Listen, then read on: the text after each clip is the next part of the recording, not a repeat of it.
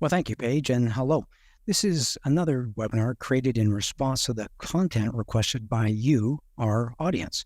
So it's not about what goes into a reserve study, how they're created, how to read them, or the national standards that guide them. This webinar is all about helping you, as a board member or manager, have the tools to be more effective in funding reserves at your association. And that results in lower tension, improved pride of ownership, and maximized home values. Well, this is the outline we're going to follow today in this presentation, and I'll start out with your responsibilities and powers to kind of set the stage for the rest of our discussion. As you can see here, we feel very strongly that Mother Nature and Father Time don't negotiate. They are unstoppable forces, and they cause deterioration that is expensive, it's predictable, and it's ongoing. And these are the adversaries, the obstacles that we face in the community association industry. These are, you might want to say, the bad guys. And it's very real and very pressing. And the kind of effects that this has is the picture that you see here on screen, a normal, old, deteriorated, worn-out barn.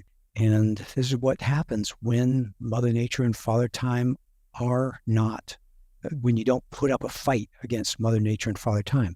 When you're not defending against them, this is the result. Now, I particularly like this picture because in the background, on the next road over, is a nice, fresh townhome development. And so it's a nice contrast between the new and the old. And you and I know that those townhomes are going to start to look just like this barn if they do nothing to fight against Mother Nature and Father Time.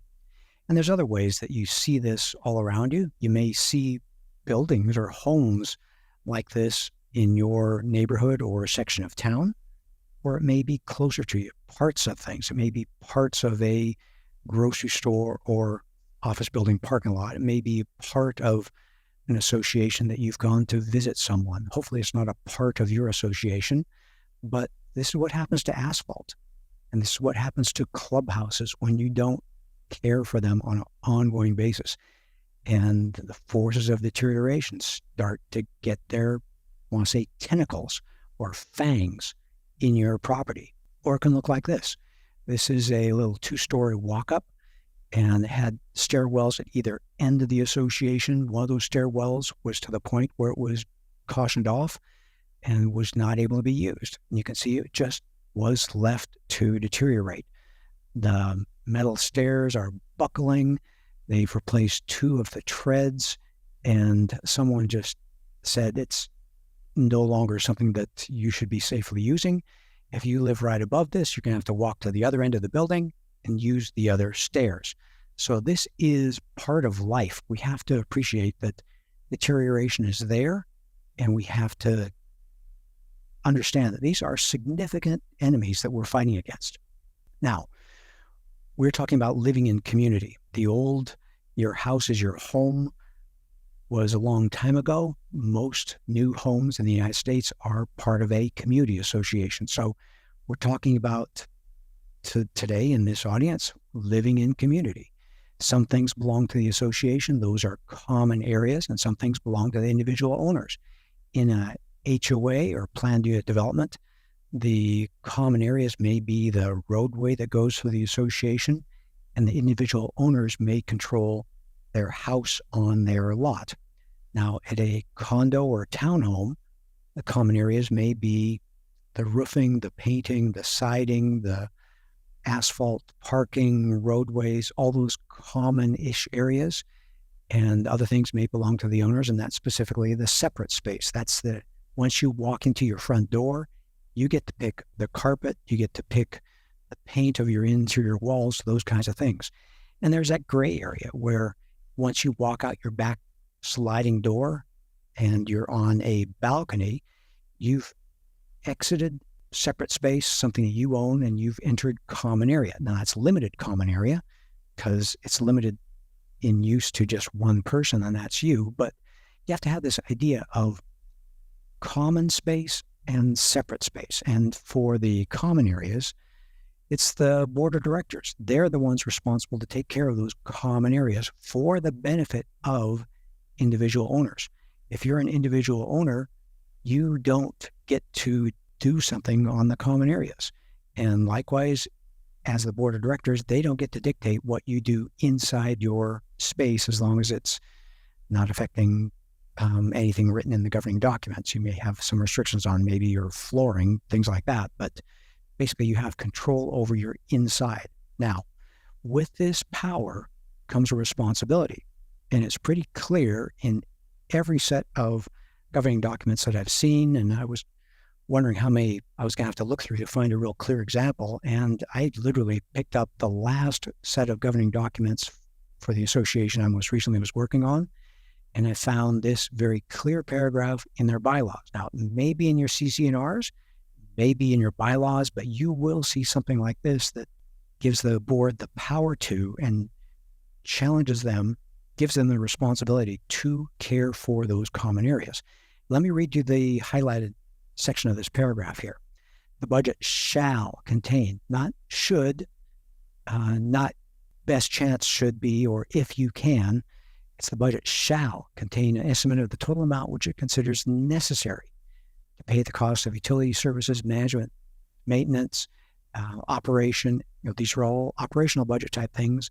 And then we get into reserves, the repair and replacement of the common elements, and those parts of the units to which the board of directors has all powers and responsibility. So again, we're talking common areas with respect to or regard to maintenance, repair, renovation, restoration, and replacement. So clearly reserves and the cost of wages, materials, insurance, et cetera, back to operating things. But whether it's this paragraph or one very similar, you need to know that you have been given the obligation and the responsibility at your association to care for the common areas. This is not something that you can take lightly. It's your job now that you've done this. And you may not know this paragraph. You may not be able to find it in your governing documents unless you look. But I'm telling you for sure, if there is an owner that has a problem with what the board is doing, that owner's attorney is going to look at this paragraph as Exhibit 1 for their challenge against the board not taking care of the common areas. So it's your responsibility, whether you're aware of it or not. It's probably in your best interest to find this paragraph that guides and dictates what you're supposed to do with respect to the budget at your association. So be aware of this. So I just want to make it clear that the board is responsible, and not only that, the board has the power to take care of the common areas for the benefit of individual owners. It said nothing of a limiting factor. It said nothing about unless if. In almost all cases that I've seen, the board has a clear and unfettered power to take care of the common areas for the benefit of the individual owners. Okay, that's a heavy responsibility, and a lot of you didn't get on the board to be corporate officers. So let me soften it a little bit.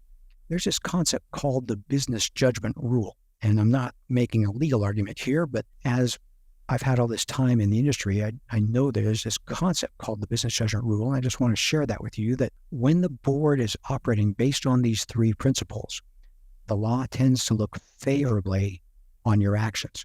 But these three concepts, you need to apply them. Duty of care, duty of loyalty, and duty of inquiry. So when you're doing your job to run the association, showing a duty of care, meaning that you are doing for the association what it needs, finding quality suppliers, repairing things that need to be repaired, things like that. A duty of loyalty, meaning that when the association needs the budget to do something, it may mean a few more dollars out of your pocket each month, but you now have a duty of loyalty as a corporate officer to the association, and you will raise the budget to what the association needs.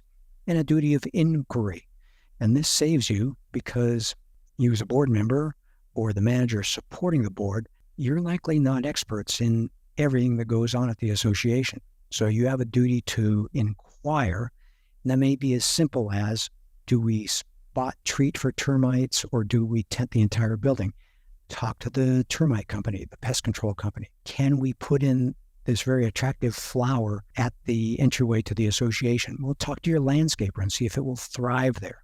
It may mean asking your attorney about collecting on delinquent assessments, or ask your manager if they can speed up the minutes so you can have a little more time before the next board meeting to review them, or getting information from your reserve study provider as far as what to do with respect to long-term care of the facility. This is your duty of inquiry. So you have these 3 principles here that help you, if you're doing the right thing, if you're loyal to the association and asking questions, seeking help, it's going to generally put the law on your side.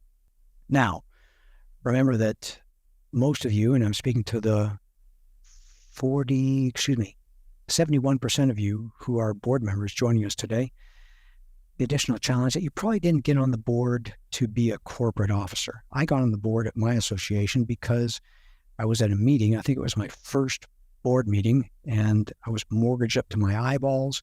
I thought I should go to the board meeting and find out what this was all about, what I got myself into. And the board resigned, and I was one of the very few people in the meeting. And they said, well, how about you get on the board?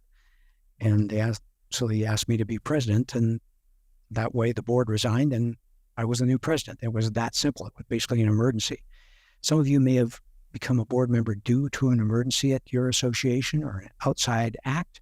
Some of you really did get on the board because you wanted to serve. You had the time, the skills to help the association. But my opinion is that most board members got on the board not to be a corporate officer. And this creates a situation where we have all these multi-million-dollar nonprofit real estate entities scattered around the country, about 375,000 of them.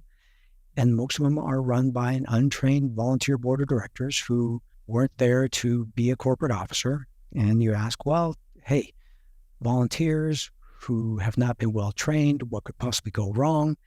And I want to remind us all that we got a clear example of what could go wrong June 24th, 2021, just a little over 2 years ago. And that's when it was very clear the consequences, the fatal consequences of ignoring or underfunding reserves. And it's not just about budgets. It's not just about special assessments. 98 people died when at least one contributing factor was significant lack of maintenance at an oceanfront property. And that's what happens when the board is dealing with other things rather than learning what the living, breathing signs the property is giving you are not heeded and they're neglected. So what I want to encourage you all to do is make decisions worthy of being a trustee, someone who's looking after the assets of someone else, or a corporate officer, because that's truly what we're dealing with here. And remember, the corporate assets, they're physical, financial, and those physical assets are in a continual state of decay. So you've got an obstacle that you're up against, and you got to be running just to keep up. Okay, I'm going to switch gears to a section of this program I call Using Your Tools, because I sincerely believe that you have 2 tools at your disposal: the budget and the words or message that you convey. And so the budget is putting the dollars where they need to go, put the money where it needs to go, and choosing words that lead to your goal, that are going to direct people to align themselves with the message you're trying to convey. It's a convincing argument. You're not just using words. You need to line them up to point the listener towards the solution where you want them to go. So I'm going to use a few examples here and show how these tools go into play. And one common concern is when the owners or some other board members say, well, we can't afford reserve funding, so we just won't. Well, what do? Well, you have to remember, and this is the argument, the words you can use. The cost of deterioration doesn't go away if ignored. The choices you have is, are we going to pay for this with ongoing budget or with special assessments? The homeowners still pay, and the costs are still there. The roof is still going to fail. The asphalt's still going to deteriorate. So reserve funding does not increase costs. Every dollar you put into reserve funding just reduces the size of the special assessment or the chance of a special assessment. Costs are unchanged by reserve funding. And I want to remind you that all reserve funding is small compared to the loss in property values due to poor maintenance or lack of curb appeal. We're talking hundreds compared to thousands. And I didn't put it here, but there's also a third part that is the high cost of deferred maintenance. When something has failed beyond repair, that's far more expensive than just repairing it. So taking good care of the property on an ongoing basis, that's the smart money.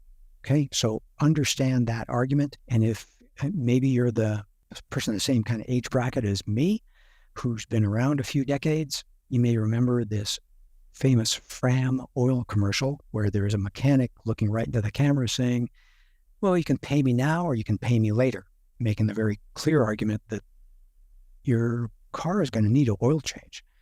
And if you ignore the oil change, you will pay the mechanic later in a deteriorated engine that needs to get repaired rather than the $20, $30, $40, whatever it is for an oil change. Point is, deterioration is not optional. You don't control that. All you can control is the funding to offset that deterioration. Okay, some people might say it's a luxury, it's too expensive, we can't afford that. We're just a blue-collar type of association. We can't get there.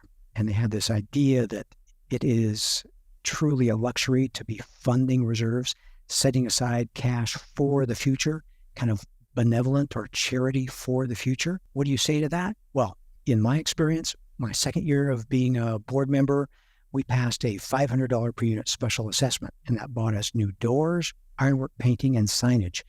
Ours was a apartment conversion or a condo conversion, and it looks still very apartment-like, and we wanted to make it look like a condo and have it branded as homes, and we invested that, or we pitched that to the unit owners. We made a special pitch to, I think, the 3 or 4 unit owners who owned multiple units there at the association. And we said, hey, we want to do good things here, and we're going to pitch this special assessment. We'd love your yes vote, and we believe firmly that your $500 is going to do good things for home value. And they bought into that plan, and we had all of our multiple unit owners voting yes. And we were able to say to the owners before we even pitched the special assessment that we had, whatever it was, 27 people already lined up with yes votes before we even were taking it, letting the owners know that there was going to be a vote. And the result, home values in my 71 unit association went up by about $10,000. Everyone who owned a home made money, and all those people who owned multiple homes made a lot of money. So when you say it's too expensive, that's being, as my mom would say, penny wise and pound foolish.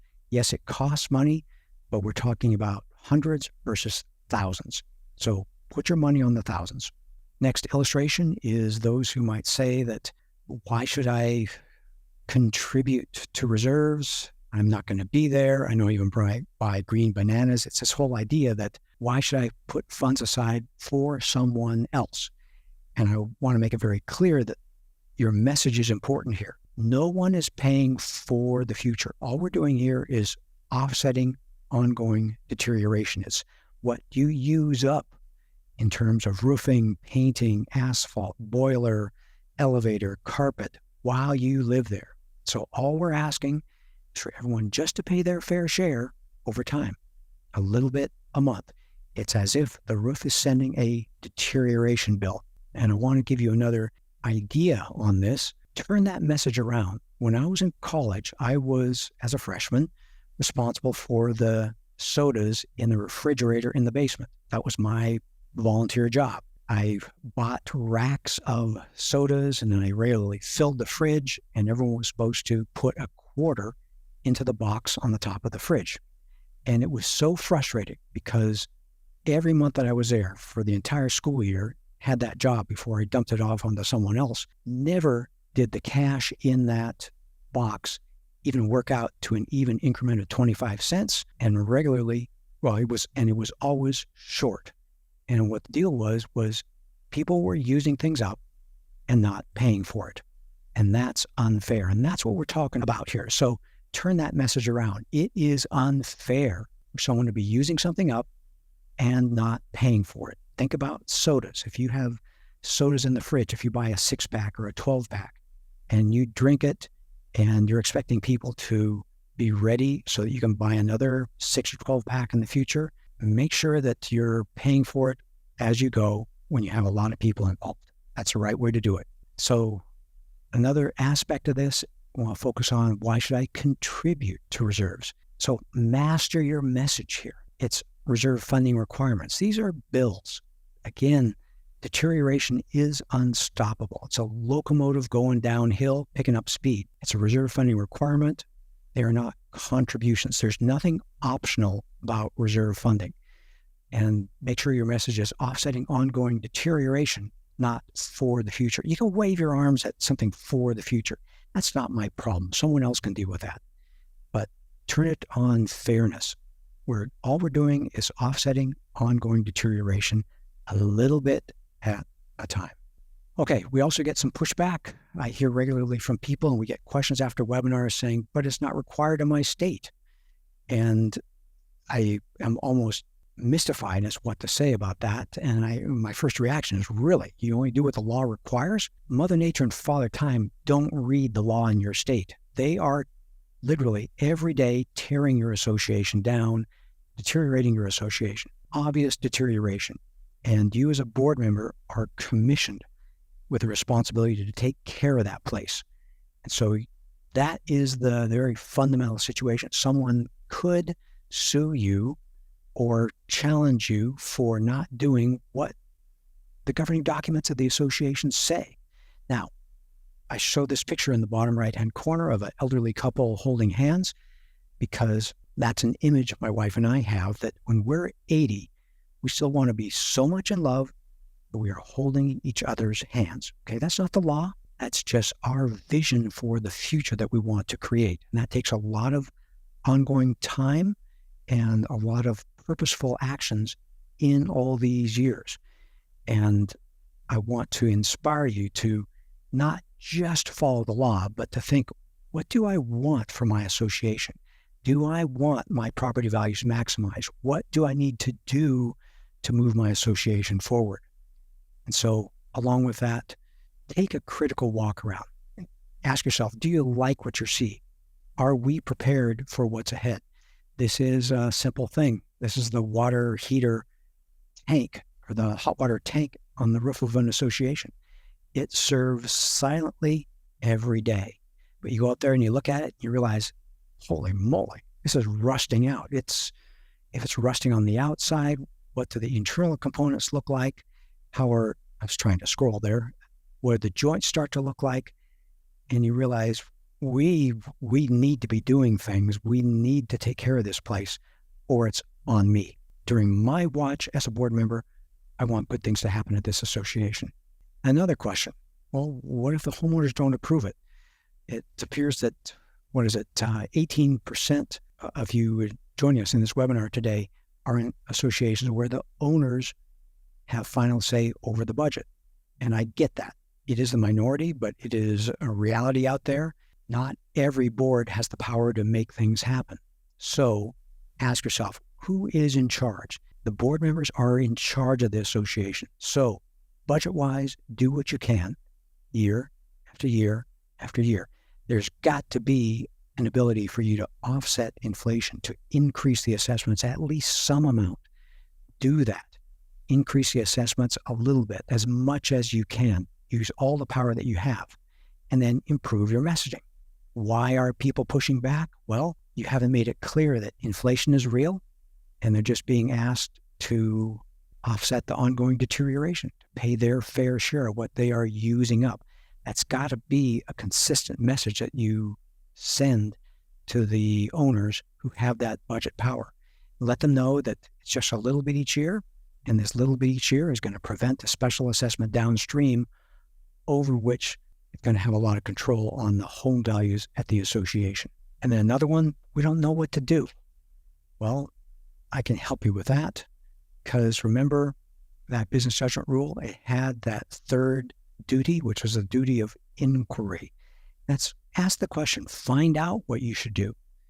Remember that no one is guessing about the future. In the reserve estate business, we don't guess about anything. We go to a property, we look at it, we see the deterioration, we see rusted hot water tanks. We see paint that is aged. We see asphalt that is getting dry. We see these things. We know how long life expectancies they have, and we're able to identify when these future costs will be. And that's where we're just telling you the obvious of what's happening at your association. It is pretty darn solid information. These are predictable projects. And remember that reserve studies are perishable, so update them regularly. That's very clear. We've had a lot of inflation lately. Here in Southern California, where I am, we had a hurricane, a rare hurricane this last weekend. There's severe weather. There's a lot going on. Plan on updating your reserve study and getting fresh information. This is how you act as a responsible corporate officer, getting fresh information, getting the guidance you need, and getting help, because you don't have to do it all yourself. And I want to encourage you that there are some rewards. So let's focus on the rewards for a couple minutes before I bring us into the summary. The rewards. Everyone paying their fair share, where the income offsets the cost. That's what the board members are supposed to do. And when this happens, there's an absence of special assessments because the funds are there. So the money is there, things get done, and it's just plain smoother. Board meetings run smoother. You can get the major providers of services, the roofer, the painter, the asphalt, the HVAC company. You know you've got the money ready to pay them. So call them and get the project done. Another thing is lower liability exposure. I'm not speaking as an attorney, but as a business owner, I know what liability is. And I know that when I'm taking good care of my business and serving my clients well, good things happen. And the same thing for board members. When you are following your instructions, when you're following the governing documents and the business judgment rule, that's always a great defense. That's when your liability is at its lowest. And you can sleep peacefully at night. You don't have to be worried about that disgruntled, well, there's always some disgruntled, but the 3 or 5% of disgruntled people at your association, will they really have some strong claims against you? The answer is no, because you're doing the right things. You'll always have a good defense.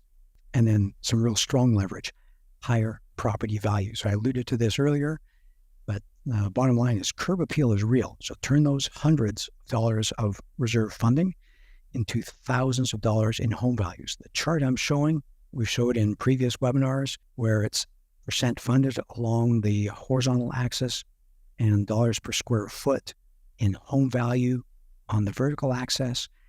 And what we found, we did a study on this back in about 2017, I think it was, found that home values in well-funded associations were 12.6% higher. Well, you think about your home value, and if you are stumbling along with not very many reserves, with a weak reserve fund, turning those hundreds of dollars of reserve funding into the reserve fund and having the cash there to take care of the property, that's how you turn hundreds into thousands. That's an incredible reward. At my association, again, we turned hundreds of dollars of reserve funding into thousands of dollars in home value. That's a great project to be able to do and maximize that. That's just plain good business sense. And then there's also the intangible of community spirit and the pride of ownership. When your place is well taken care of, there's less friction at board meetings, less tension. The budget is set. You have the money to do things, and the place looks sharp. There's less deferred maintenance, less problems with trying to skirt around. We don't have enough money for the roofing, so can we phase it? Or we don't have enough money, so we're going to have to look into a very expensive loan, where instead of getting interest, earning interest on your reserve fund, all of a sudden you're paying interest to the bank. It gets scary expensive. So you avoid all these workarounds when you have the cash to run the association. So let me start bringing this in for a landing here with a summary. What I've tried to make clear during this time together is that you face a formidable adversary, and that's ongoing deterioration. And you can't do anything about that. It will continue to deteriorate your association. But you have all the power you need. It's been given to you in the governing documents, and we just want to make sure that you are using the tools at your disposal, the budget and communication tools, to put up a good fight to offset that deterioration, maintain property values, maximize property values, and take care of the association, fulfilling your responsibility. In your communication, make sure you're making clear to the owners that this is just part of owning a home at the association. When you buy a car, you know you're going to have to put oil in it. You know you're going to have to put gasoline in it. A sticker on the window says so. And in a community association home, there are some states that are now catching up. They have, like Florida, legislation that says you need to start funding reserves.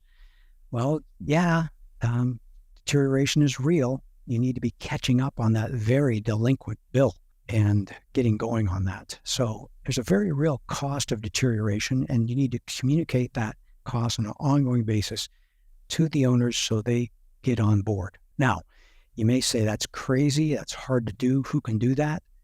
And from my point of view, it's very clear. About 30% of associations have a strong reserve fund. We see it. It's the 70% who make all the noise. They're the ones having the special assessments. They're the ones having the conflict. They're the ones who are the stereotypes. Well, 30% of associations are sitting with a smile on their face. And I hope 30% of my audience today here is saying, we're okay. We're doing okay. And that is the case here. So for the 70% of associations out there, please, I'm trying to encourage and equip you to have the tools so that you can join the 30%. So we together can change this 30% of associations that have a strong reserve fund into 40, into 50, into 60. And so in 5 or 10 years, the minority of associations, the outcasts, they're the ones that aren't funding reserves. And by golly, they've got the low property values to show for it. And with that, takes me to the end of my prepared content. For more resources, we have a very deep library of resources at Association Reserves, and that's reservestudy.com. It's compiled things over the years, and there's new articles that are hitting. One just came out on my LinkedIn channel, or the Association Reserves LinkedIn channel today. Always new stuff.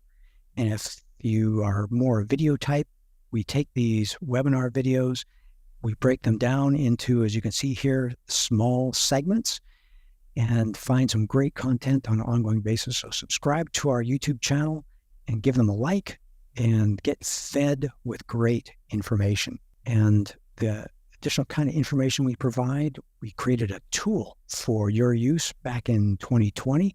It's called You Plan It. It's our online reserve calculator. It's user-friendly. All calculations are per National Reserve Study standards, and it allows you to fiddle with the numbers in your reserve study, to change an expense, to change a life cycle, to change a funding plan and see what happens, to literally get your fingers into it. We want you to take ownership of your reserve study and have the tools, one more tool to see what can we do and know where your limitations are. We don't want you to make foolish mistakes.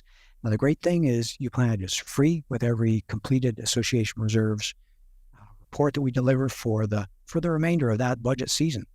And it's a great tool that we offer to our clients. And if you're a reader, we have this book called Understanding Reserves. And you can get a free download of Chapter 1 from our website. And if you like it, by all means, order a copy. It's there to help you make wise decisions about reserves. And another great resource that puts a smile on my face is a weekly 30-minute podcast that we started earlier this year. It's a podcast for boards called HOA Insights, Common Sense for Common Areas. New episodes drop every Monday to encourage and equip board members to have more success at their association. We have guest experts, we have regular co-hosts, we have featured board heroes that we profile. Listen or subscribe on your favorite podcast platform or on our YouTube channel, or you can go straight to the podcast homepage, which is www.hoainsights.org.